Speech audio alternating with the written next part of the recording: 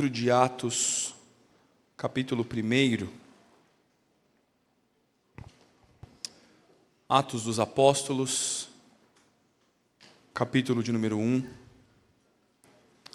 Nós vamos ler dos versos 6 a 11.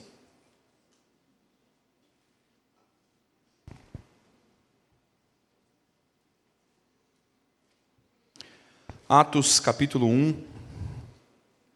Dos versos 6 a 11. Vou fazer a leitura, peço que você acompanhe.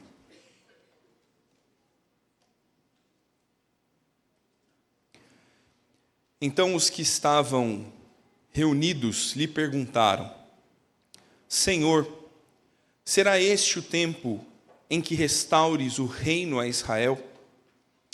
Respondeu-lhes: Não vos compete conhecer tempos ou épocas que o Pai reservou pela sua exclusiva autoridade.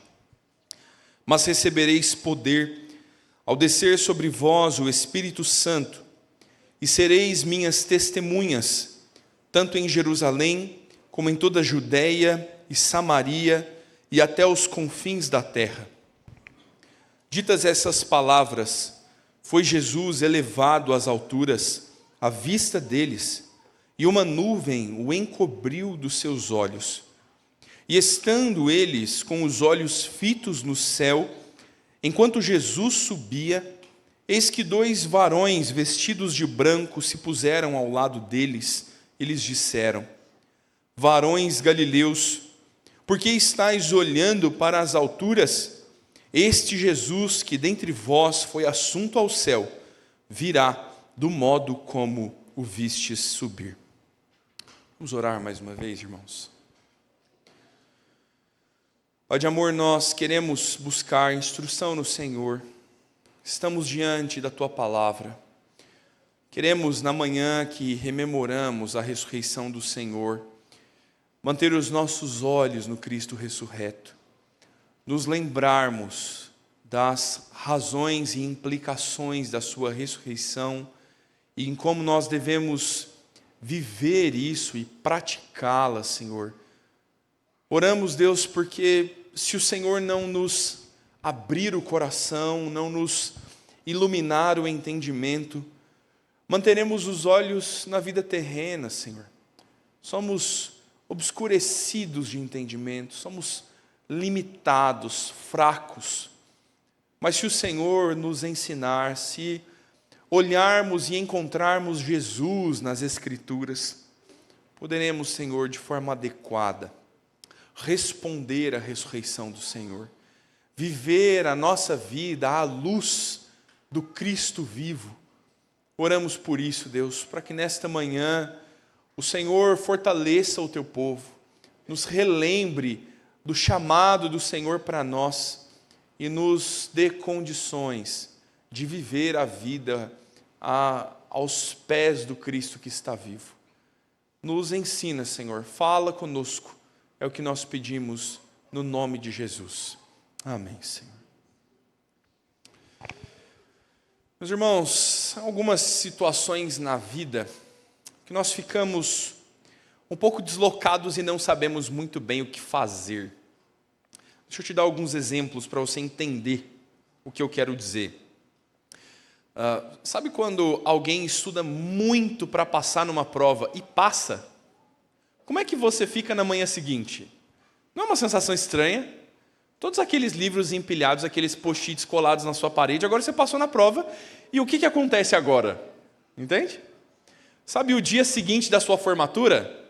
Você fala: uau, agora eu estou formado, eu tenho um diploma, parabéns! E o que eu faço agora? Não dá essa sensação? E o que a gente faz exatamente agora? Sabe aquela sensação de saída da maternidade? Você passou por isso? Quando a enfermeira te acompanha até a porta, nas maternidades hoje em dia, e você põe aquela criança no carro e dá aquela sensação assim de: vocês enfermeiras vão deixar mesmo eu levar essa criança para casa sozinho? Ninguém vai me acompanhar e continuar me ensinando o que fazer, não? Um frio na barriga, uma sensação de não saber ao certo, sabe? a manhã seguinte do dia do teu casamento, você acorda e você está casado. É estranho, não é? São situações que parece que as coisas elas são novas. Elas têm um elemento de continuidade. Parece que nada mudou assim. As pessoas que estão aqui hoje estavam ontem também, mas tem alguma coisa diferente e a gente não sabe muito bem como se portar. O que fazer agora? Como é que eu vou lidar com essa novidade que eu estou vivendo? Parece que os discípulos estão passando por algo, em alguma instância parecido com isso, mas muito mais amplo, muito mais profundo e certamente miraculoso. O Senhor Jesus disse que morreria. Estamos expondo o Evangelho de João, e Jesus disse abertamente para os discípulos, lá por meio do evangelista João que registra, Jesus diz, eu vou embora deste mundo.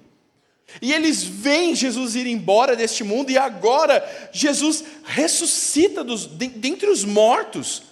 E Jesus volta a viver, e eles passam por toda essa euforia, e eles estão convivendo agora com Jesus ressurreto. E parece que ao mesmo tempo que tudo isso é muito maravilhoso, muito inédito, ainda há algum grau de insegurança, de dúvida, um deslocamento, num sentimento de o que a gente deveria ao certo fazer agora. E este texto de Atos é o momento onde Jesus vai, afinal, deixá-los.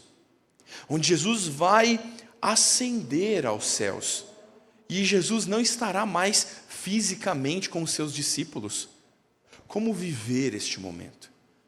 Como nós nos relacionamos com a ressurreição de Cristo, com essa novidade de vida que surgiu num domingo de manhã? Eu quero pensar sobre isso e trazer esse texto para a nossa vida prática. Pensar sobre como nós vivemos com a verdade do Cristo ressurreto. Como nós deveríamos nos portar, como nós deveríamos corresponder ao Cristo ressurreto. A primeira coisa que Jesus nos ensina é que o Cristo ressurreto nos dá poder para testemunhar. Se nós olhamos e refletimos sobre essa nova vida e como vivê-la, o grande e primeiro ensino de Jesus é que nós recebemos poder de Deus para testemunhar de Cristo.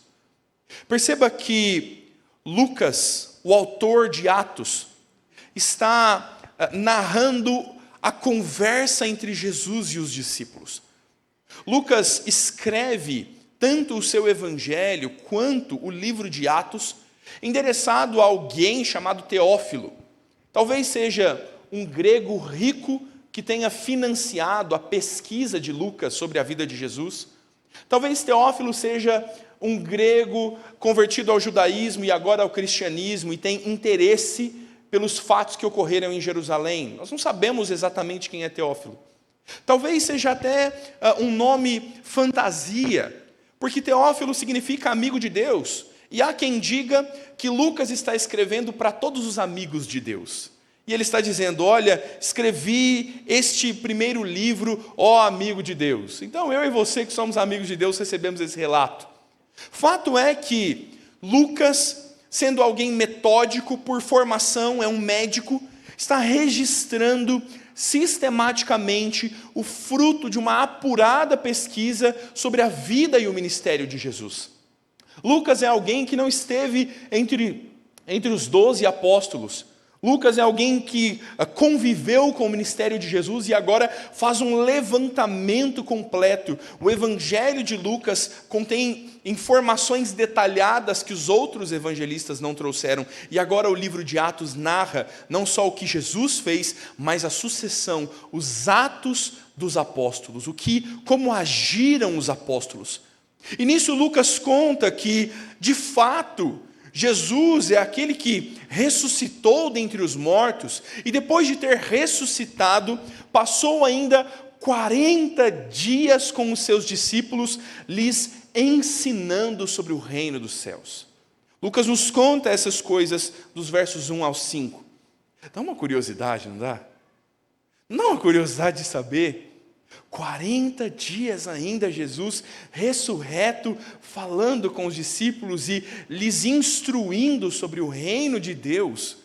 Por que a gente não tem um evangelho dos 40 dias? O Senhor nos revelou tão somente o que é necessário para a salvação. E ao desfecho desses 40 dias, Lucas nos conta que os discípulos, então, que estavam reunidos, perguntaram ao Senhor. Eles direcionam o assunto nesta presença de Jesus, dizendo: Senhor, será este o tempo em que restaures o reino a Israel? Talvez o assunto fosse escatológico. Talvez Jesus estivesse falando sobre as últimas coisas, sobre o julgamento dos ímpios, sobre o reino de Deus instaurado na terra. Algo despertou o interesse dos discípulos de dizer: Senhor, este é o momento em que o Senhor vai expulsar os romanos, assumir o governo de Israel, trazer a instauração do seu reino sobre a terra. Perceba, meu irmão, que ainda há um grau de incompreensão no coração dos discípulos. Eles ainda estão aguardando o Messias, que é o vingador contra os algozes romanos. Eles ainda estão aguardando a instauração de um reino terreno, de um reino físico, de Jesus como um Messias que literalmente governa sentado num trono, uma redenção que não é só espiritual, mas que é também social, que é também de todo o reino. E Jesus responde a eles dizendo: não vos compete saber, conhecer as épocas e os tempos que o Pai reservou pela sua exclusiva autoridade. Jesus não está dizendo que não haverá juízo sobre os ímpios. Ele não está dizendo que ele não reinará também física e literalmente sobre o mundo. Ele reinará. O que ele responde aos discípulos é: não cabe a vocês saber. Vocês não têm condições de compreender aquilo que Deus reservou para si, pela sua autoridade. O tempo em que o reino físico será instaurado não compete a vocês. Vocês estão indo além das suas competências. Vocês não podem entender essas coisas. Essa parte não é com vocês. Deixem isso com o Senhor. Mas há uma parte que compete a vocês. Não é descobrir o momento da instauração do reino físico. Isso se dará na segunda vinda do Senhor. Nós não sabemos quando, compete ao Senhor. Isso não é assunto seu, mas há uma parte do assunto que é seu. Porque vocês receberão poder ao descer sobre vocês o Espírito Santo. E então vocês serão minhas testemunhas, tanto em Jerusalém, como em toda a Judeia e Samaria e até os confins da terra. Jesus vem anunciando o que sucederá. Sua morte e ressurreição já foram, mas ele já havia dito: vou para o Pai e enviarei o Consolador, e isso ainda não havia acontecido. E mais uma vez o nosso Senhor anuncia aos seus seguidores: vocês receberão poder de Deus quando o Espírito Santo descer sobre vocês. Poder aqui, meu irmão, é poder mesmo. As palavras do português trazem alguma analogia do termo grego que significa poder. Pense num dínamo. Um dínamo gera força, gera energia. É a raiz da palavra. A palavra dinamite no português, né? Aquele negócio que a gente gosta de explodir coisas e os homens gostam de assistir vídeos de pessoas explodindo coisas. O poder de explosão é a raiz da mesma palavra. Pastor, a gente vai ter então o poder da dinamite. Não faz ligações sem sentido, não. O Senhor está dizendo que há poder de Deus sobre o seu povo mediante a descida do Espírito Santo. A vinda do Consolador é para revestir também o seu povo de poder, de capacitação do alto, de um vigor que não é próprio da nossa natureza caída, de uma capacidade argumentativa que diz o Senhor Jesus: quando vocês estiverem diante de autoridades e não souberem como responder, o Espírito Santo lhes dirá naquele momento como deveis responder. Poder de Deus.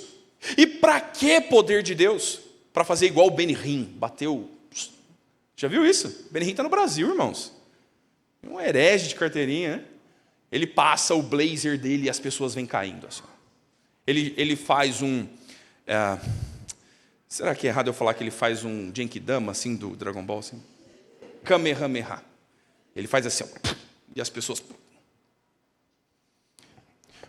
O poder do Espírito serve a um objetivo: testemunhar de Jesus. O poder de Deus não é para causar confusão e desinteligência. O poder é para causar conhecimento sobre Cristo. A ação poderosa do Espírito Santo sobre a igreja não faria com que eles ficassem perpetuamente reunidos naquela casa, tendo o Espírito descendo sobre eles, mas o poder de Deus os espalharia por todos os lugares, a começar em Jerusalém, em toda a região da Judéia. A partir do lugar da crucificação de Jesus e da reunião dos discípulos, dali partiria o testemunho do Evangelho. E este testemunho alcançaria os samaritanos, aqueles a quem os judeus consideram um povo de segunda categoria, não são israelitas de verdade. O poder de Deus alcança todos, alcança os samaritanos. Da Judéia até a Samaria, e a Samaria não conteria o poder de Deus. O poder de Deus não irá somente ao reino sul e reino norte de Israel, mas o poder de Deus rompe essas fronteiras. Ele vai à Mesopotâmia, ele vai ao reino dos persas, os antigos persas. Ele vai subir aos antigos territórios gregos. Ele vai alcançar a sede do maior império do mundo. E Roma não pode conter o poder de Deus que testemunha do Evangelho. E quando nós lemos o livro de Atos, as narrativas são, olha, estes são cristãos. Em Antioquia, os crentes estão vivendo no poder do Espírito Santo, testemunhando de Jesus, de tal forma que ali eles são chamados de imitadores de Cristo.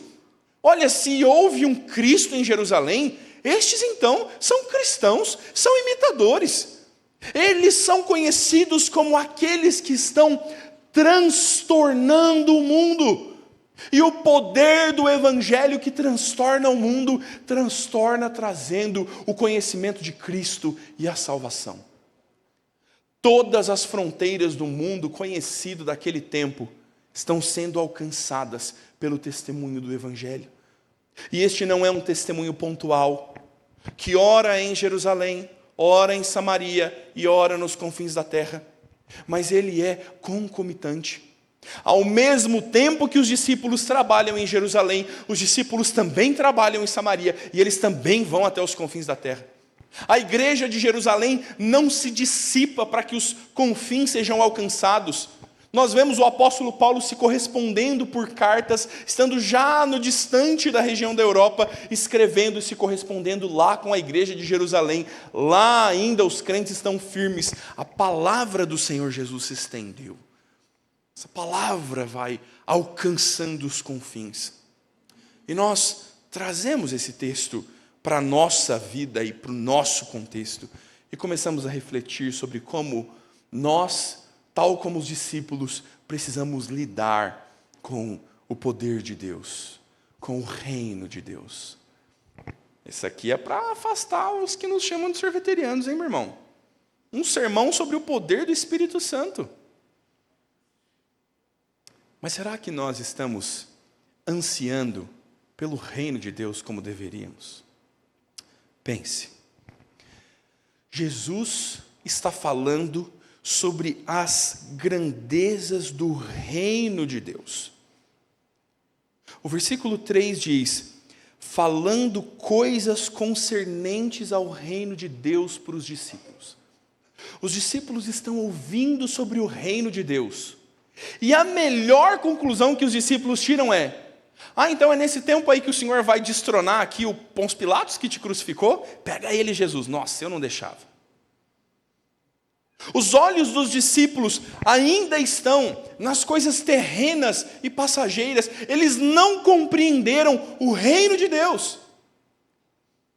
Os discípulos ainda estão mantendo os olhos na antiga expectativa e não na revelação de Cristo, e não no reino que o Senhor Jesus vem dizer que não é comida e nem bebida, mas paz e alegria no Espírito. No reino que é espiritual, que transtorna o mundo sem assumir governos. O nosso coração vai ser tentado a manter os olhos nas coisas físicas e terrenas e fazer com que a ressurreição de Jesus só implique nos resultados que nós queremos e ansiamos. Será nesse tempo, Jesus, que o Senhor vai fazer essa minha saúde melhorar? A ressurreição dos mortos, Cristo está vivo. Será nesse tempo, Jesus, que o Senhor vai me dar um emprego novo? Porque eu não aguento mais aquele trabalho. Será neste tempo, Jesus, que os humilhados serão exaltados? Porque a minha honra está muito baixa, eu não aguento mais sofrer as acusações deste mundo. Me honra, Jesus. Eu vim ser cabeça e não cauda. Meu irmão, eis a tendência do nosso coração se apegar nas coisas terrenas e passageiras e perder de vista o reino de Deus, o reino do Senhor. Ele não está instituído em governos humanos, ele não está instituído sob a mão de pastores e autoridades eclesiásticas. O reino de Deus está sendo manifesto talvez momentaneamente em governos, momentaneamente em igrejas e instituições, mas o reino de Deus é o poder do Espírito para testemunhar de Jesus. O reino está sendo instaurado na minha e na sua vida quando nós, na conversão, recebemos o Espírito Santo. Alguns estão ainda aguardando uma descida miraculosa, um segundo batismo com o Espírito Santo. Meu irmão, se você foi convertido, você já tem o Espírito Santo. Porque é impossível que haja conversão sem que o Espírito Santo haja nos nossos corações. O Espírito é quem nos convence do pecado, o Espírito é quem nos regenera a vida, faz com que mortos espirituais agora vivam para Deus. Se alguém é convertido, este alguém já tem o Espírito, e se este alguém tem o Espírito, no Espírito Santo, nós temos poder para testemunhar. E você precisa testemunhar, e você precisa fazer isso no poder de Deus. Eu sei que você não sabe, eu sei que você se sente limitado, eu sei que você se sente incapaz, porque eu me sinto. E nós devemos mesmo estar nessa condição. Meu irmão, o que nos faz testemunhar bem de Jesus não é a nossa capacidade argumentativa. O apóstolo Paulo, que escreve com perfeição, diz que não é pela linguagem sofisticada que nós alcançamos o coração dos outros. Não é pela pregação rebuscada, não é pela capacidade de exposição simplesmente, mas é pela ação do Espírito Santo. O Senhor Deus não está te chamando para ser um exegeta, um apologeta, um evangelista formado, alguém que domina todas as páginas da Escritura, ainda que você deva buscar conhecimento na Escritura, o quanto você puder, mas o Senhor está te chamando para testemunhar. Qual é o trabalho de uma testemunha no tribunal? O que faz alguém ser uma boa testemunha e uma má testemunha? O trabalho da testemunha é simplesmente contar, dizer. A testemunha simplesmente diz: o que eu vi e presenciei foi isto, isto e aquilo outro. É assim que uma testemunha faz. O que você tem a dizer sobre Jesus?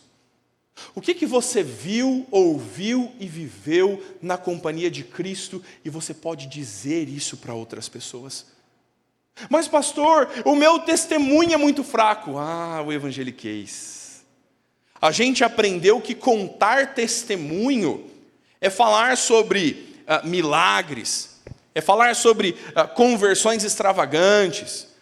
Eu era assaltante, um dia eu assaltei um caminhão, e aí esse caminhão explodiu, e eu quase morri, eu fui para o inferno e voltei, e eu fiquei 18 anos na cadeia, e aí um dia eu fugi, e aí eu encontrei Jesus. E aí agora eu sou crente. Parece que este é o testemunho que salva. Mas meu irmão, não é a capacidade boa de argumentar que vai alcançar alguém no Evangelho. O que vai fazer isso é o Espírito Santo de Deus. É o Espírito Santo que há de mover os corações quando você partilhar do conhecimento de Cristo. A ressurreição de Jesus implica em você contar que Ele está vivo. Jesus precisa ser anunciado, e Deus poderia se valer de tantos métodos. Ele escolheu simplesmente esse, os seus discípulos. E desde então, um discípulo tem contado para outro que se torna discípulo, e este conta para outro que se torna discípulo, e assim, meu irmão, o Evangelho cruzou o Pacífico, assim cruzou o Atlântico, e nós estamos aqui agora conhecendo a Cristo, e há tantos que não conhecem a Cristo. Deixa eu te dar um parecer sobre isso. A gente tem, se não me engano, 195 países reconhecidos hoje como estados autônomos, arredondando talvez para 200, alguns aí que são ou não são reconhecidos. Eu citei isso no dia que o reverendo Ronaldo Lidório esteve aqui na igreja, falamos sobre missões. A Coca-Cola é vendida nos 200 países, sabia? A Coca-Cola chegou nos 200 países. Esses rótulos estão traduzidos para todos os países. Graças a Deus, você pode tomar uma coquinha zero se você estiver lá no sul da Índia. Ufa! A estimativa é que a gente tenha aproximadamente 7.000 línguas e dialetos no mundo. 7.000. O Evangelho está presente em aproximadamente 2.000 dessas línguas. Partes da Escritura traduzidas. Meu irmão, nós precisamos alcançar os confins da terra. O poder de Deus para o nosso testemunho precisa ainda alcançar inúmeros caminhos. Nós testemunhamos nas últimas semanas, através das nossas transmissões, que há ainda regiões dentro da nossa cidade em que as pessoas entraram em contato conosco dizendo: como eu posso ir numa igreja que seja uma igreja bíblica como a de vocês, perto da minha casa? Porque eu não tenho. Guarulhos ainda não foi totalmente alcançada, porque nós precisamos testemunhar de Cristo. Deus inseriu você numa roda de amigos, no convívio de colegas de trabalho, que talvez nenhum outro desses crentes possa falar de Jesus, só você. E a implicação da ressurreição de Cristo na tua vida precisa ser a tua boca se abrir e testemunhar de Jesus, e falar sobre Jesus, e narrar a vida de Jesus, o seu ministério, a razão da sua encarnação, a miséria do nosso pecado, a morte de Cristo. Você precisa falar de Jesus. Mas pastor, as pessoas que me ouvem têm o coração muito duro. Saulo de Tarso também tinha. E Deus o converteu. E Deus o cegou para isso. Onde haveria um coração tão duro que o poder do Espírito Santo não pudesse quebrantar? E o Senhor Jesus está dizendo: vocês receberão poder para testemunhar. Qual razão nos impediria de testemunhar? Na verdade, eu acho que tem algumas razões que nos impediriam, sim. Nosso conforto nos impediria. É muito desconfortável falar de Jesus, meu irmão. É muito desconfortável ganhar um sorriso amarelo de alguém que fala: você é evangélico. É muito desconfortável estar num ambiente de pecado e dizer: olha, isso não é algo saudável. O Senhor, isso desagrada a Deus. A gente deveria pensar em Cristo. Isso não é e nunca será confortável. Testemunhar do Evangelho te custará tudo. A estes que estão ouvindo de Jesus e vão partir os 12 discípulos, os 12 apóstolos. A história da igreja narra o fim de diversos deles, exilados em ilhas distantes como prisioneiros, crucificados de ponta cabeça, cerrados ao meio, decapitados. É esta a vida dos apóstolos. Os crentes que vão ser convertidos em Jerusalém, os primeiros convertidos aqui na cena de Pentecostes, a igreja que se firma em Jerusalém, o primeiro ato, Atos dos Apóstolos, capítulo 2, é maravilhoso, é lindo, e a sequência do texto é perseguição sobre a igreja. E a vida de testemunho de Cristo não é uma vida simples, ela te custará caro. O termo grego para testemunho é o mesmo termo para martírio, sabia?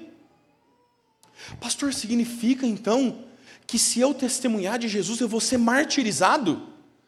Não necessariamente, mas todos os que foram martirizados testemunhavam de Jesus. E o sangue dos mártires tem sido a sementeira da igreja. O mundo não pode conter o testemunho do Evangelho. Esses crentes estão perdendo suas casas, suas famílias, estão sendo literalmente mortos, estão tendo seus pescoços expostos às lâminas romanas. Eles vão ser perseguidos por Nero. O maior império do mundo declara guerra contra os cristãos. E eles não param de testemunhar, porque importa mais dizer que Jesus ressuscitou. Há pouco nós ouvimos notícias sobre missionários nossos, que não podem entrar em países perseguidos como o Irã, mas estão rodeando as suas fronteiras, recebendo iranianos do lado de fora do país e pregando o Evangelho para eles, fortalecendo esses irmãos que querem, sabe fazer o quê? Voltar para o Irã. Mas por que eles não vêm para Guarulhos? Você é membro da primeira igreja? A gente arruma um apartamento para eles, a gente abre um restaurante de comida iraniana, eles podem viver aqui com a gente. Mas quem vai testemunhar de Jesus? Quem vai falar de Jesus? Estes estão lá morrendo. Os seus irmãos em Cristo estão morrendo. É muito provável que numa manhã como essa, em outros lugares, em outros fusos horários, os crentes estejam se reunindo secretamente agora. Os crentes estejam se ajuntando de casa em casa, chegando um de cada vez, para não fazer alarde, para não chamar atenção, e passando horas em adoração a Deus. Eu estou te contando essas coisas para a razão óbvia que os pastores falam das igrejas perseguidas. Para te dizer, por que você não testemunha? Se é tão mais fácil. Se o Brasil é um megafone aberto para todas as opiniões e tanta besteira tem se falado no nosso país, por que você não fala de Jesus? Você receberá poder para testemunhar de Cristo. Isso será duro e árduo. Talvez te custe amizades, talvez te custe benefícios, talvez te custe a própria vida. Mas a única certeza que nós temos é que se morremos com Cristo, com Ele viveremos. E este é o segundo e último ensino desse texto. O apóstolo, ou melhor, o evangelista Lucas nos conta que, ditas essas palavras, Jesus foi elevado às alturas à vista deles. Lucas nos mostra que a ressurreição de Cristo e agora a sua ascensão ao Pai é não só para que nós recebamos poder para testemunhar, mas é para que nós tenhamos uma esperança para viver. Pense nessa cena, meu irmão. Jesus acabou de conversar com eles, acabou de expor o Evangelho, e agora Jesus está literalmente voando. Jesus se despede deles e ele começa a ascender aos céus. E eles se admiram e assistem Jesus subir aos céus. Até o momento em que uma nuvem o encobre e eles o perdem de vista. Você já assistiu avião decolando? A criança que perde o balão fica assistindo o balão. E aquela sensação da manhã seguinte? E agora? O que a gente faz agora? E Lucas diz que eles estão ali todos com os olhos fitos nos céus enquanto Jesus subia, e eis que 2 varões vestidos de branco aparecem ao lado deles. Esta é a referência para 2 anjos do Senhor, expondo o detalhe da vestidura branca como uma referência de pureza e santidade. Esses varões, esses anjos do Senhor aparecem juntos dos discípulos e dizem: o que é que vocês estão olhando? Como se dissesse: por que vocês estão admirados? O que é que vocês esperavam? A fala dos anjos aos discípulos é muito simples. Varões galileus, da mesma forma que este Jesus foi assunto aos céus, virá do modo como o viste subir. Da mesma forma que vocês o acompanharam, ele vai voltar. Os olhos de vocês o verão de novo. A expectativa não se frustra, a esperança não se desfaz. Cristo está ressurreto, e é difícil a compreensão de: mas para onde ele vai agora? Ele vai nos deixar aqui. Para onde vai o corpo físico de Jesus? É um mistério teológico. Nós não sabemos onde o corpo físico de Jesus, onde Jesus de fato está. Os anjos estão dizendo: olha, tal como ele foi, ele voltará. A mesma forma, a mesma maneira que ele ascendeu aos céus, ele descerá igualmente dos céus. A fala dos anjos é um despertar para a vida. A fala dos anjos é um impulsionador para os discípulos, dizendo: ele já ensinou vocês, já disse o que vocês deveriam fazer, disse que partiria e acabou de reafirmar que o Consolador virá sobre vocês. Os evangelhos dizem que Jesus disse a eles para ficarem, se reunirem em Jerusalém e esperarem uns poucos dias. A Páscoa marca um período onde 50 dias depois a festa de Pentecostes é celebrada. Uma festa que é celebrada desde o Antigo Testamento, Santa Convocação, lá na lei do Senhor, no texto de Levítico. E então, aos 40 dias com eles, Jesus ascende aos céus. Dali a 10 dias, o Espírito Santo desceria sobre eles. Eles testemunhariam de Jesus. 3.000 pessoas seriam batizadas num só dia, numa só pregação. E o Evangelho alcançaria o mundo. Por isso os anjos estão dizendo: o que vocês estão olhando? É quase que uma repreensão dizendo: vão trabalhar, vão obedecer, vão fazer, porque ele virá. Vá agora e faça, porque da mesma forma como ele subiu, ele voltará. E essa é a implicação mais clara do texto para as nossas vidas. Você está vendo Jesus ressurreto, Jesus ascendendo aos céus, e a Escritura está dizendo: vá e faça e trabalhe enquanto é tempo, porque ele voltará. A iminência da volta de Cristo, o dia que não haverá mais amanhã para nós, o desfecho das cortinas deste mundo, o fim da angústia, a justiça de Deus sobre todo o pecado e injustiça, a manifestação dos desígnios dos corações, a misericórdia de Deus em Cristo sobre os crentes e o juízo e a ira de Deus sobre os ímpios é iminente. Iminente. Jesus vai voltar e o chamado é para nós trabalharmos enquanto é dia. Vai, sirva ao Senhor, ame a Jesus, se envolva com o Evangelho, testemunhe de Cristo, porque Ele, da mesma forma que subiu, há de voltar.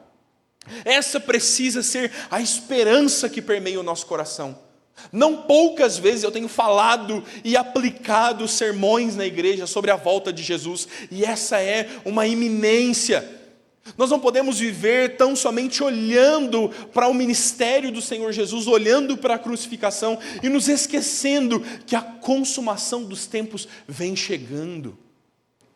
Meus irmãos, nós não somos desesperados, mas nós precisamos ser prudentes. Todas as vezes que o Senhor Jesus fala na Escritura sobre o retorno de Cristo, Jesus fala sobre prudência, vigilância e atenção. É esta a cena. Ele virá como um ladrão na noite. Ninguém espera um ladrão. Se alguém soubesse a hora em que o ladrão viria, então não seria roubado. Mas nós somos roubados, porque nós não sabemos como ele vem. A gente sabe que às vezes quando o trânsito fecha, ele estoura a nossa janela. Mas de qual lado ele vai vir? Em qual esquina ele vai te abordar? Você não sabe. Se você soubesse, você não passaria por lá. Jesus voltará sim. Você já foi roubado? Você já foi roubado, meu irmão? Eu já contei essa história na igreja. Um dia entraram alguns ladrões lá em casa. A minha mãe acordou gritando. Eu dei um salto da cama e eu não conseguia achar a porta, no escuro. E meu pai até hoje faz piada comigo, porque ele disse que enquanto eu procurava a luz, eu gritava: pega ladrão, pega ladrão. Meu irmão, você está dormindo. Você está no teu profundo e maravilhoso sono. E de repente tem homens estranhos dentro da sua casa para te roubar. Pensa, quem espera que isso aconteça? Os medrosos nem vão dormir essa noite. É por isso que eu quero morar num apartamento. Vai nessa. Jesus vai voltar assim. Ah, pastor, mas ainda faltam muitas línguas para a Bíblia ser traduzida. E se os crentes da Idade Média já chegaram a esses povos e você não foi noticiado disso? E se agora as últimas nações que têm que ouvir do Evangelho estão ouvindo, e os missionários estão agora chegando aos últimos povoados? E se esse for o nosso último dia? Meu irmão, se este for o teu último dia nesse mundo, como é que você vai se encontrar com Cristo? O que é que você vai dizer para Jesus? Como é que o teu coração vai se arrefecer e abraçar a Jesus, e os seus olhos contemplá-lo? Mas deixa eu te perguntar, o que você tem a dizer para Jesus? Ele é o dono dos talentos. E conta a parábola que ele distribuiu talentos, ele distribuiu riquezas na mão de seus servos. E ele disse: eu vou para uma viagem e eu volto para ver o que vocês fizeram com as riquezas que eu deleguei às mãos de vocês. E o Senhor volta, e o dono do dinheiro volta e diz: e aí, o que vocês fizeram com o meu dinheiro? E um servo bom e fiel diz: olha, Senhor, eu negociei e multipliquei. Está aqui o montante, servo bom e fiel.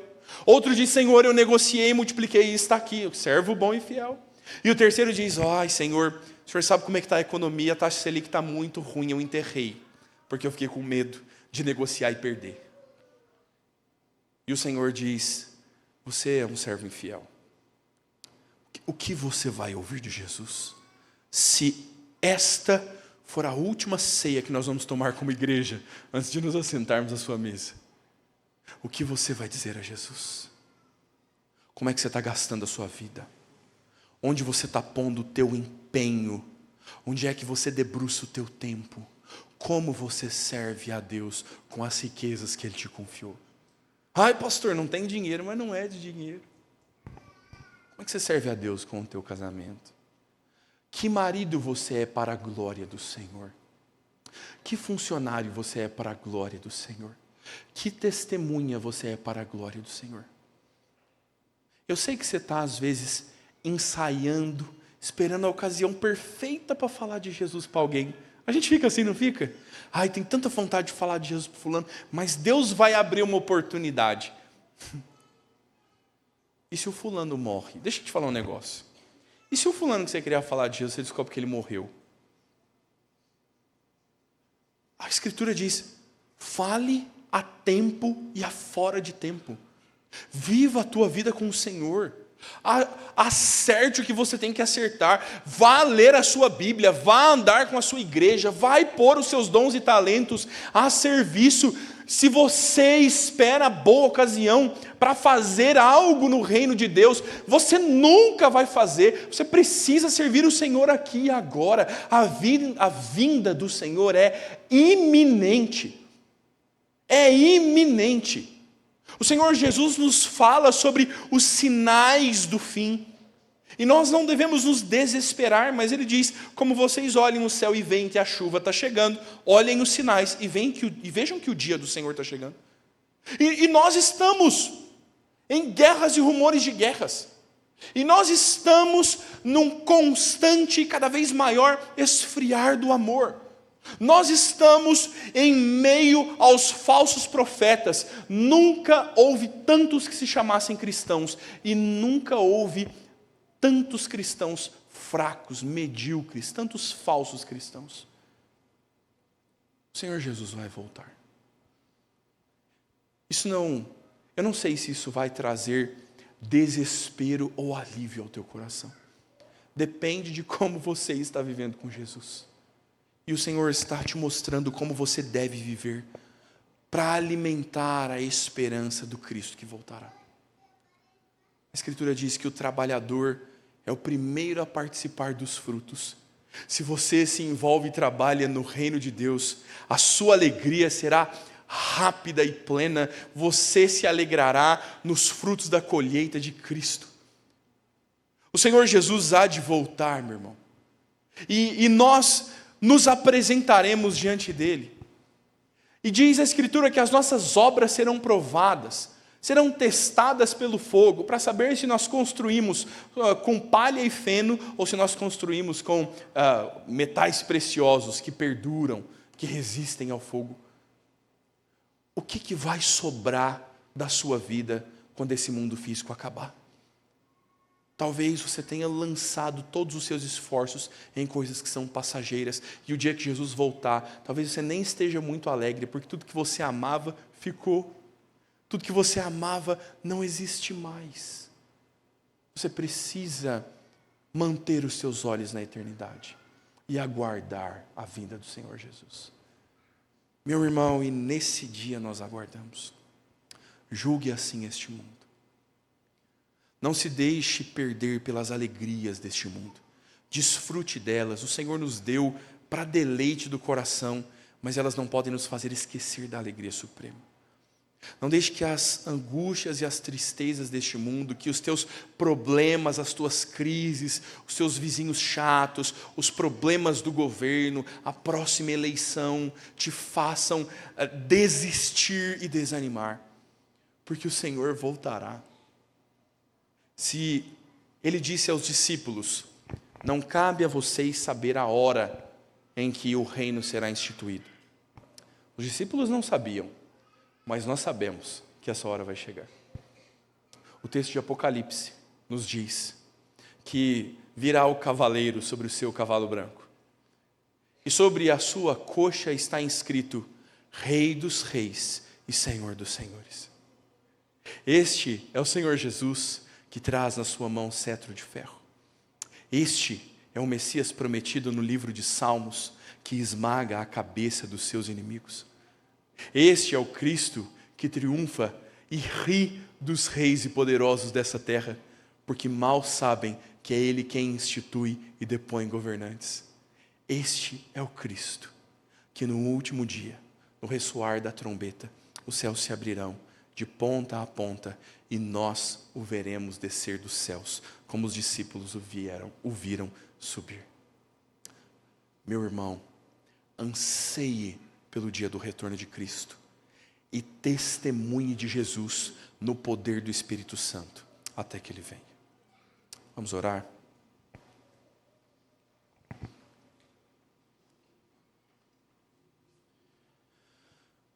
Deus eterno, nós queremos louvá-lo, Senhor.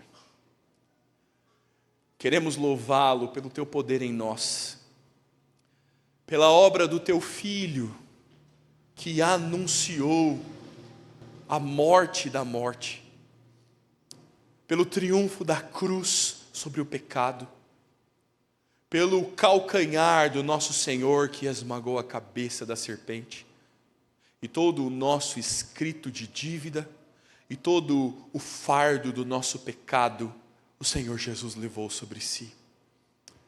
Rememoramos, Senhor, a angústia e o sofrimento da tua cruz, que é por nossa causa.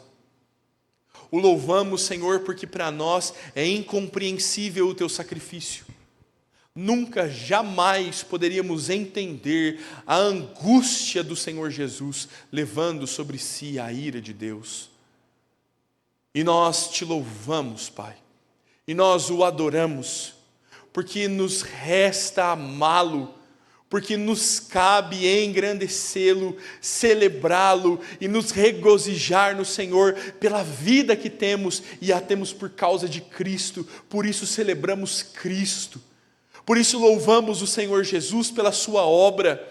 E, Senhor, queremos viver a nossa vida em resposta ao Senhor. O Senhor nos alcançou o que é impagável, queremos agora devotar a nossa vida ao Senhor, pôr os nossos planos, sonhos, os nossos planejamentos e propósitos de vida nas tuas mãos e dizer: Senhor, somos teus. O Senhor nos comprou com o teu sangue, nós pertencemos ao Senhor, nós somos o teu pasto, somos as tuas ovelhas, e nós queremos ouvir a voz do Senhor, e queremos que o Senhor nos conduza por onde devemos viver, Pai. Senhor, nós queremos cumprir a ordem do Senhor de testemunhar do teu evangelho. Enche a nossa boca, Senhor, enche o nosso coração, nos faz amá-lo profundamente, nos faz mergulhar na tua palavra, nos faz cantar ao Senhor e encher o nosso coração do Senhor, porque a nossa boca falará do Senhor. Senhor, nos livra de falar somente de coisas vazias e frívolas, Pai, de amar as coisas terrenas. Mantém os nossos olhos na eternidade, Senhor.